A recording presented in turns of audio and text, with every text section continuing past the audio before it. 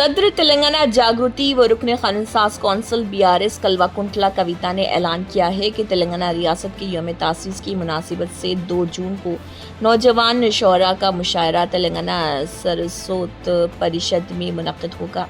मुशायरे के पोस्टर्स की रस्म इजरा के कविता ने अपनी रिहाइशगाह पर अंजाम दी। इस मौके पर कविता ने खिताब करते हुए कहा कि ये मुशायरा तेलंगाना की मुनफरिद तर्ज ज़िंदगी, सकाफत, रिवायात और समाजी हम आहंगी को उजागर करने के साथ साथ नौजवानों में अदबी ज़ौक़, हसासियत और शऊर को परवान चढ़ाने की एक अहम कदम है। उन्होंने नौजवान शोरा से अपील की कि वो अपनी शायरी के ज़रिए तेलंगाना की फ़लसफ़ियाना बुनियादों, तारीख़ी पस मंज़र, सकाफ़ती शान शौकत और समाजी इज्तमाइयत को नुमायाँ करें।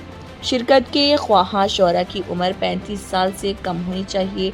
शायरी तेलुगु, उर्दू, हिंदी और अंग्रेज़ी ज़ुबान में पेश की जा सकती है। इंदराज के लिए शोरा को अपनी तफसीलात 26 मई तक ईमेल kavita.telangana@gmail.com पर इरसाल करना होगा।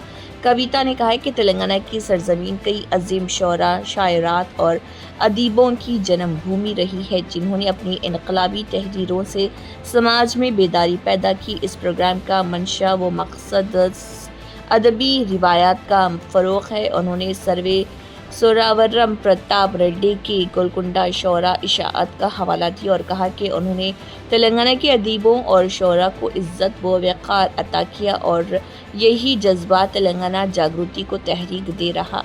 BRS लीडर ने हुकूमत पर तनकीद की और कहा कि बदकिस्मती से मौजूदा हुकूमत तेलंगाना के अदब और फ़नकारों को वो मुकाम नहीं दे रही जिसके वो हकदार हैं। उन्होंने कहा है कि बारहा मुतालबात के बावजूद शायर दशरथी की 100 साला तकारीब को शायान शान अंदाज में मनाने से हुकूमत कासिर रही। लोक अदब के अजीम खिदमत गुजार बरोदराजू की 100 साला तकरीबात को भी नज़रअंदाज किया गया। कविता ने अफसोस का इजहार करते हुए कहा कि हुकूमत का ये रवैया न सिर्फ शोरा बल्कि समाज की मजमूई फ़िक्री मीरास की तौहीन के मुतरादिफ है।